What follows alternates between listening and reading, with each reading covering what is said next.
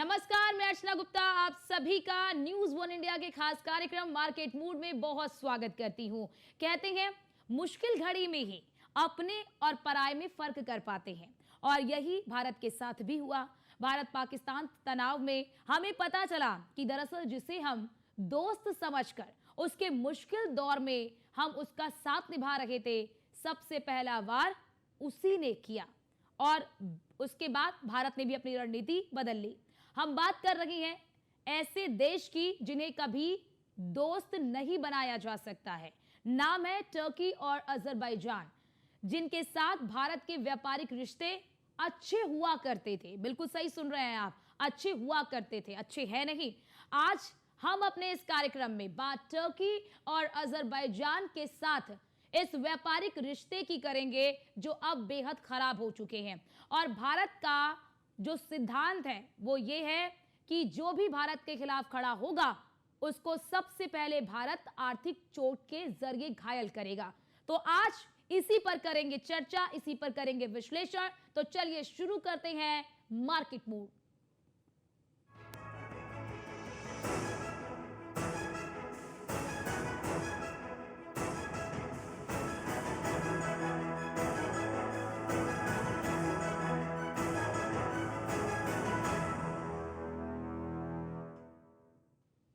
और आज के अपने इस कार्यक्रम में हम सबसे पहले बात करेंगे टर्की की, यानी कि टर्की और अजरबैजान के साथ भारत के बिगड़े व्यापारिक रिश्ते की, क्योंकि इसके लिए ये दोनों देश खुद जिम्मेदार हैं।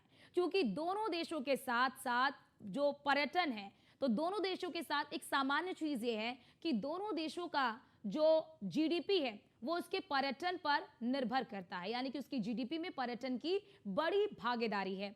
और भारत के साथ व्यापारिक रिश्ते खराब होने की वजह से दोनों ही देशों के पर्यटन को बड़ा नुकसान होगा। क्योंकि किसी भी देश को दी गई आर्थिक चोट युद्ध में दी गई चोट से ज्यादा असहनीय होती है और बहुत लंबे समय तक वो उसे याद रखते हैं। तो आज इसी पर हम आप बात भी कर रहे हैं और आपको बता भी रहे हैं कि आखिरकार किस तरह से भारत ने टर्की और अजरबैजान को जो चोट दी है, जो आर्थिक चोट दी है, वो युद्ध में दिए गए चोट से कितना ज्यादा गंभीर और एक लंबे समय तक उस चोट के निशान रहने वाले हैं। अब आपको ग्राफिक्स दिखाएंगे और ग्राफिक्स के जरिए हम आपको बताएंगे कि भारत ने क्या बड़े कदम उठाए हैं। सबसे पहले आपको हम वो ग्राफिक्स दिखाते हैं जिसके जरिए हम आपको बताएंगे कि भारत ने कौन कौन से कठोर कदम उठाए हैं, 5 बड़े कौन कौन से कदम उठाए हैं। पहले आप देखिए भारत ने जो 5 बड़े कदम उठाए वो कौन कौन से हैं। ऑनलाइन ट्रैवल जो है वो पर्यटकों को उन्होंने आगाह कर दिया, ऑनलाइन ट्रैवल प्लेटफॉर्म में यात्रा ना करने की सलाह दी है कि यात्रा मत करिए। इसलिए उन्होंने सुरक्षा का हवाला भी दिया। ऑनलाइन ट्रैवल प्लेटफॉर्म ने यात्रा ना करने की सलाह दी, ये सबसे बड़ा और पहला कदम है। दूसरा, कई प्रतिष्ठित विश्वविद्यालयों ने टर्की से समझौता खत्म कर लिया और सेब के 80% ऑर्डर कैंसिल कर दिए गए। करोड़ों के जो मार्बल हैं उनको कैंसिल कर दिया गया। अडानी एयरपोर्ट होल्डिंग में सेलेबी के साथ जो है उसे भी खत्म कर लिया गया। प्रमुख ई कॉमर्स जो प्लेटफॉर्म है, जैसे आपने देखा होगा मिंत्रा है, फ्लिपकार्ट है, एजियो है, इन्होंने टर्की का सामान अपने वेबसाइट पर बेचना बंद कर दिया है। कई प्रतिष्ठित विश्वविद्यालयों ने टर्की से समझौता खत्म कर लिया। तो ये 5 बड़े कदम है। पहला हमने आपको बताया कि जो ट्रैवल्स कंपनी है, जो ट्रैवलर्स हैं, उन्होंने नागरिकों को, अपने नागरिकों को टर्की की यात्रा ना करने की सलाह दी।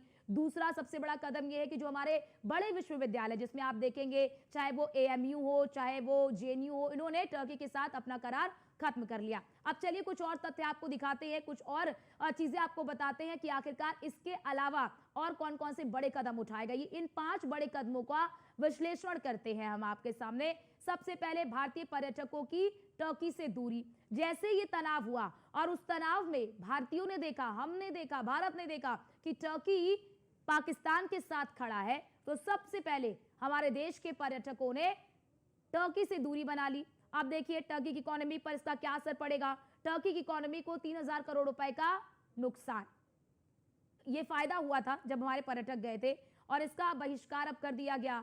अब बहिष्कार करने की वजह से 60% तक की गिरावट इसमें आई है। ट्रैवल कंपनियों ने टर्की का प्रचार भी रोक दिया है, क्योंकि टर्की घूमने के लिए बहुत फेमस जगह है। टर्की की 12% जीडीपी पर्यटन पर निर्भर है। पर्यटन से ही टर्की बहुत ज्यादा कमाई करता है। 2019 से लेकर 25 तक की बात कर ले तो 11 लाख जो पर्यटक है वो टर्की गए थे। 2024 में 3.30 लाख पर्यटकों ने टर्की की यात्रा की और टर्की की इकोनॉमी को 3000 करोड़ रुपए का फायदा हुआ था केवल और केवल भारतीय पर्यटकों से, और अब इसका बहिष्कार कर दिया गया। तो हमने सबसे पहले विश्लेषण किया कि आखिरकार पर्यटकों की दूरी से जो पर्यटक हैं, जो भारतीय पर्यटक हैं, उन्होंने टर्की से दूरी बना ली है और टर्की से दूरी बनाने की वजह से, भारतीय पर्यटकों के ना जाने की वजह से पर्यटकों को जाहिर तौर पर जो टर्की है उसको काफी नुकसान हो रहा है। चलिए कुछ और भी आपको तथ्य दिखाते हैं। ये तो हमने आपको पर्यटकों के बारे में बता दिया कि पर्यटन पर कितना बड़ा आघात हुआ है, कितनी बड़ी चोट हमने पर्यटन को दी है। अब आपको हम ग्राफिक्स के जरिए बता रहे हैं कि 2019 हो, 2020 हो, 2021 हो, 2022 हो, 2023 हो, 2024 हो, टर्की और अजरबैजान में भारतीय पर्यटक कितनी बड़ी संख्या में गए थे। आप देखिए, आपको वो हम इस चार्ट के जरिए दिखा रहे हैं। आंकड़ा 2 लाख, 2.5 लाख, 3 लाख के पार तक पहुंच गया, 5 लाख के पार तक पहुंच गया। सोचिए, लगभग 5 से 6 लाख जो भारतीय पर्यटक है, केवल भारतीय पर्यटक की हम बात कर ले तो 5 से 6 लाख भारतीय पर्यटक जो है वो अमेरिका, माफ करिए, जो टर्की और जो अजरबैजान है, इन दोनों देशों में घूमने फिरने के लिए जाते हैं। ये आपको हम चार्ट में दिखा रहे हैं किस वर्ष कितने पर्यटक इसके बढ़े हैं, और हर वर्ष जो है वो पर्यटक इसके बढ़ते जा रहे हैं, मतलब हर वर्ष पर्यटक बढ़ते ही हैं। आप देखिए 2022 में 2,20,000 जो पर्यटक है वो टर्की गए, और वहीं बात कर ले अब अजरबैजान की तो 60,000 से ज्यादा पर्यटक अजरबैजान गए। उसके बाद आइए 2023 में 2,74,000 से ज्यादा पर्यटक टर्की गए और 1,17,000 से ज्यादा पर्यटक अजरबैजान गए। उसके बाद अब देखिए 2024 में और 2024 की बात कर ले तो 28 लाख से ज्यादा जो पर्यटक है वो टर्की गए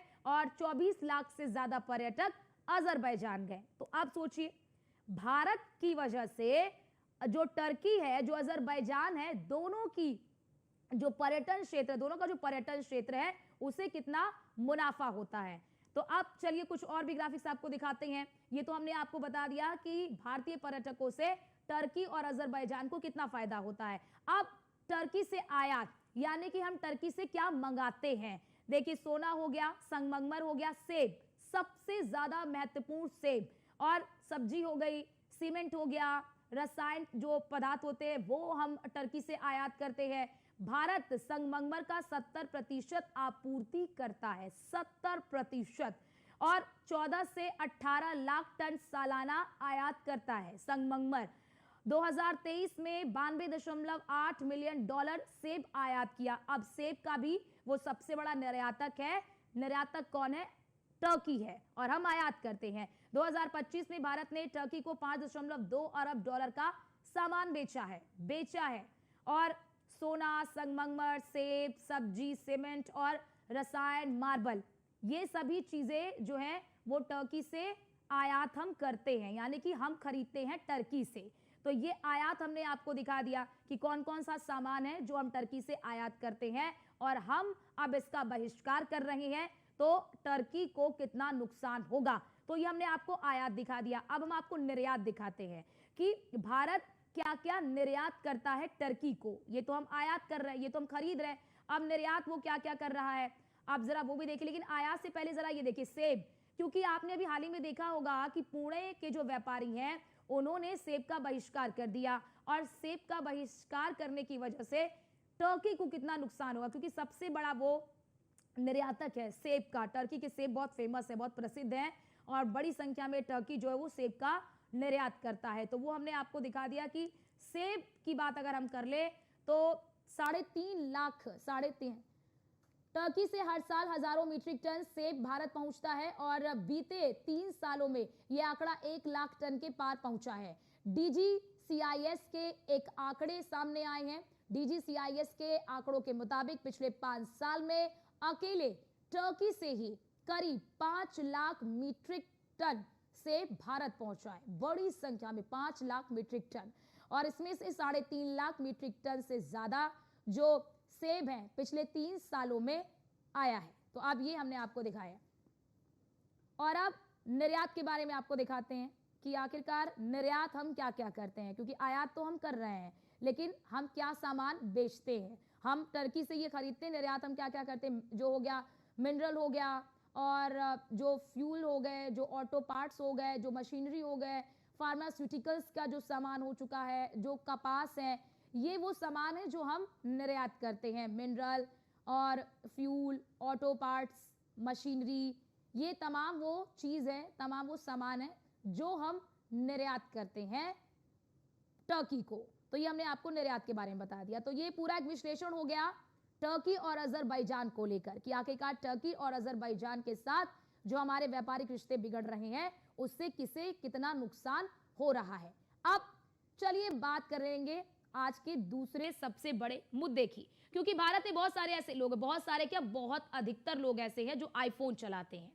आप आईफोन की बात करेंगे और बात ट्रम्प की करेंगे, क्योंकि आईफोन ट्रम्प से जुड़ा है और ट्रम्प आईफोन से जुड़े हुए हैं। अब ऐसा क्यों? क्योंकि ट्रम्प के उस फैसले की जिसका असर भारत में आयोजन से पहले तमाम जो यूजर्स हैं, यानी कि जो तमाम यूजर्स हैं वो तमाम यूजर्स इससे इफेक्टिव हो सकते हैं, उन पर इसका असर पड़ सकता है, क्योंकि बहुत सारे लोग जो है वो आईफोन इस्तेमाल करते हैं और कुछ लोग ऐसे भी हैं जो आईफोन यूजर्स बनना चाहते हैं, कुछ ऐसे हैं जो आईफोन यूजर्स हैं, यानी कि बहुत अधिकतर लोग आईफोन चलाते हैं। हाल ही में प्रेसिडेंट ट्रंप ने एप्पल के सीईओ टिम कुक से भारत में एप्पल फोन का उत्पादन बंद करने को कहा और उन्होंने ये भी कहा कि भारत खुद देख लेगा, आप एप्पल का जो उत्पादन है भारत में मत करिए, आप अमेरिका में करिए। हालांकि टिम कुक ने अभी तक इस पर अपनी कोई स्पष्ट प्रतिक्रिया नहीं दी है। अगर भारत में एप्पल अपना कारोबार बंद करता है, अपना उत्पाद बंद करता है तो क्या होगा, क्योंकि भारत में 1 करोड़ से अधिक लोग आईफोन का इस्तेमाल करते हैं, जो कि स्मार्टफोन यूजर का 6% है। तो अब हम आपको वो दिखाते हैं ग्राफिक्स के जरिए कि क्या क्या होने वाला है, किस तरह से उत्पादन होगा, किस तरह से उत्पादन करता है एप्पल भारत में। लेकिन उससे पहले ट्रंप का वो बयान आपको हम सुनवा देते हैं, जिस बयान को लेकर अब भारत में हलचल मची हुई है, खास तौर से जो आईफोन उत्पादक हैं उनमें। We have Apple, as you know, it's coming in. And I had a little problem with Tim Cook yesterday. I said to him, Tim, you're my friend. I treated you very good. You're coming in with $500 billion, but now I hear you're building all over India. I don't want you building in India. You can build in India if you want to take care of India, because India is one of the highest tariff nations in the world. It's very hard to sell into India. And they've offered us a deal where basically they're willing to literally charge us no tariff. So we go from the highest tariff you couldn't